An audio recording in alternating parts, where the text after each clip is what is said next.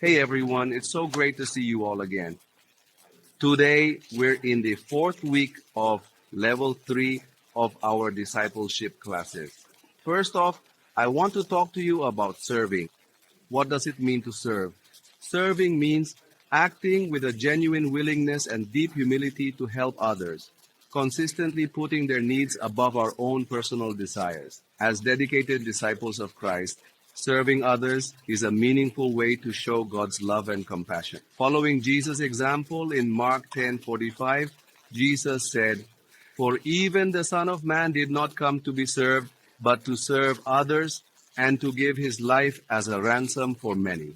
Serving can show up in many ways: helping those in need, supporting the church, praying for others, or sharing the gospel. More than just an action, serving is a heart attitude that reflects two things: obedience and gratitude to God.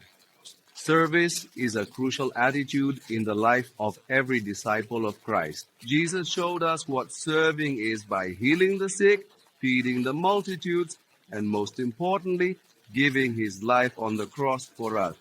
For others, we have the unique chance to positively impact their life. People might forget the words we say, but they won't forget the way we treated them and made them feel. Serving with love and compassion truly shows that the gospel is real and has the power to change lives. Jesus tells us in John 13:35, "The love you have for one another will prove to the world that you are my disciples." When you and I help someone in need, it often opens the door to share the gospel and talk about Christ. It allows us to share our faith through both our actions and our words. I'd like to mention some practical and effective ways to serve. If we genuinely want to serve, you and I can certainly help those who are in need. We can make it a point to visit those who are in need and offer our time and talents to bless others, both inside and outside the church community. Remember, serving is reflecting Christ through our actions. Secondly, I want to tell you that serving others begins with making a conscious decision. Service isn't just an emotion or a momentary impulse. Rather, it's a conscious and voluntary decision that one makes. The Bible shows us that true service to God and others requires dedication, humility, and commitment. Jesus gave us the perfect example of making a conscious decision to serve others. He didn't serve out of mere obligation, but rather chose to willingly obey the Father. Before washing his disciples' feet, he made the decision to humble himself and serve. The passage from John chapter 13, verses 3 to 5, narrates it in this manner. Jesus knew that the Father had given him authority over everything, and that he had come from God and would return to God. So he got up from the table, took off his robe, and then tied a towel around his waist. After that, he poured water into a basin. Then he started washing the disciples' feet and drying them with the towel he had around his waist. This act of humility and love wasn't impulsive. It was a decision rooted in his identity and mission. Serving God and others isn't automatic. It's a choice and a decision that we need to keep renewing continuously. Whenever we serve, let's make sure to do it with the right attitude and approach. The one who serves isn't looking for recognition or praise. Instead, they are looking to glorify God and bless others through their actions and deeds. Jesus said in Mark 9:35, "Whoever wants to be first must take the last place and be the servant of everyone else." Serving isn't about convenience, it's about surrender and obedience.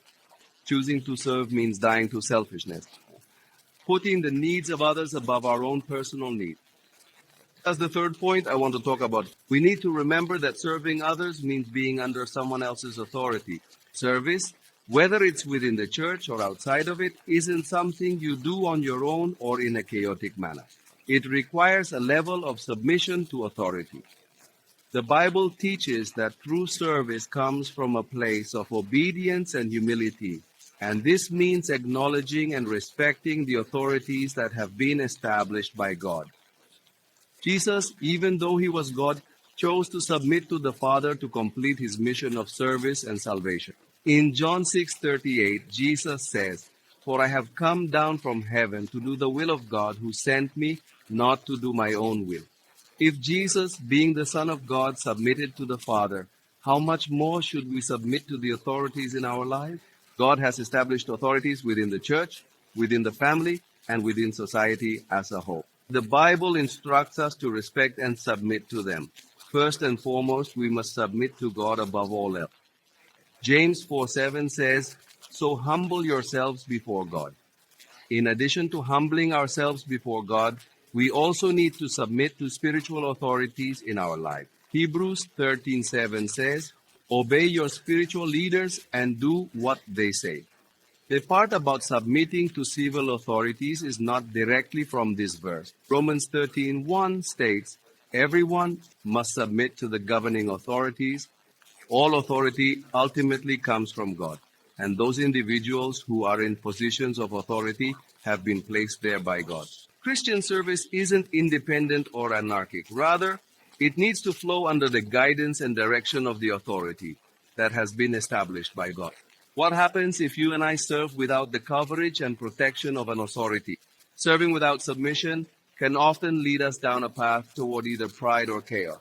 When someone decides to serve without acknowledging an authority, they risk falling into rebellion, disorder, and unproductiveness. But those who willingly submit and serve with genuine humility receive abundant blessings and experience significant growth in their calling to serve others effectively and biblically. We need to have submission to an established authority. This protects us, guides us, and helps us to be more effective in our service, all while reflecting the character of Christ in our actions and decisions. Finally, I want to take a moment to talk to you about the traits of a good servant according to the Bible. The Bible provides us with clear principles and guidelines on what a true servant of God should be like. A good and dedicated servant doesn't seek recognition or greatness. Instead, they serve with humility and a genuine heart. A good servant of God follows his commandments and direction. Obedience means setting aside their own will. Obedience is a crucial element to serving effectively and staying in alignment with God's will. A good servant of God demonstrates faithfulness and dedication in their service. To God it is decisive, but in Matthew 25:21, Jesus, while teaching his disciples, says, his master said to him, "Well done, good and faithful servant. You have been faithful over a little, so I will set you over much more. Enter into the joy of your master." In summary, a good servant of God is humble, obedient, and faithful. Serving isn't just a simple task, but rather a lifestyle that glorifies God and brings blessings to others. I encourage you to serve God and others. Look for opportunities to serve both in the church and outside of it. Serving can be seen as a spiritual discipline, as it draws us closer to God and helps us grow in faith and character as disciples of Christ. Serving is an important action that requires consistent daily practice from each of us. With our ongoing training and continuous practice, serving others can become a habit and eventually transform into a way of life. Here's a really good piece of advice. In everything we do, let's make sure to show the love of Christ to the world around us. That brings us to the conclusion of class number 4 in Level 3, Discipleship. We sincerely hope that everything we've shared with you will be really beneficial for your life and will help you become a good and faithful disciple of Christ. My final advice is daily. Practice the spiritual discipline. Take time to read and study the Bible. Pray earnestly, fast regularly, and listen attentively to God's voice. Attend a small group and serve and share the gospel.